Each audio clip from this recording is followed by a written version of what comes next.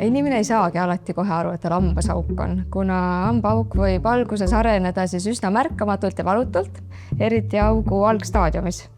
Esmasteks tunnusteks võib-olla, millele tähelepanu võiks pöörata, on tundlikkus toidule, joogile, võib-olla sellisele rohkem magusale ja happule, siis kerge hellus hammustamisel, võib-olla toitu jääb nagu rohkem ühte kohta kogu aeg kinni ja ka värvimuutus võib tekkida, ehk siis hambale võib tekkida alguses valge laik, mis ei tule pestes ära, või siis pruun täpp, mis samuti pestes ei ole võimalik eemaldada. Kaugemale arenenud hambaaugu korral siis ikkagi tekib iseeneslik valu ja patsient võib näha pruuni auku hamba pinnal.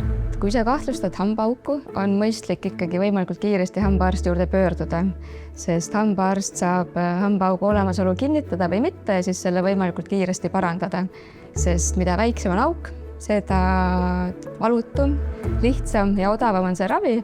Et kui nüüd on väike auk, siis paari nädalaga ei juhtu veel midagi, aga paari kuuga võib see väike auk ikkagi süveneda ja sügavamaks muutuda ning siis läheb juba ravi keerulisemaks ja kindlasti ka kallimaks.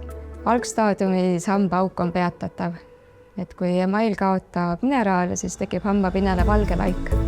Kui parandada nüüd ise suuhügieeni, pidada kinni suhkrukellast ja kasutada hamba emaili tugevdavaid pastasid, siis see muutus võib peatuda ja hambaauku ei teki. Juba edasi arenenud hambaauku enam peatada ei saa. Olemasolev hambaauk mitte parandamisel läheb siis suuremaks, sügavamaks ja võib juhtuda ka see, et hammas laguneb täiesti ja hammas tuleb eemaldada kahjuks. Kas hambaauk teeb valu või mitte, oleneb sellest, kui sügav see hambaauk on. Ehk siis algstaadiumis hambakaaries valulikke tundmusi ei põhjusta. Mingil hetkel võib tekkida valulikkus või tundlikkus magusa suhtes, hapu suhtes, aga see kaob kohe, kui hambapind puhtaks saab. Kui kaaries jõuab emaili all olevasse pehmemasse koesse dentiini, siis võivad sümptomid olla suht sarnased, ehk siis tundlikkus toidu ja joogi suhtes, aga samas võib esineda ka mõned sekundid kestev valu pärast kokkupuudet ärritajaga.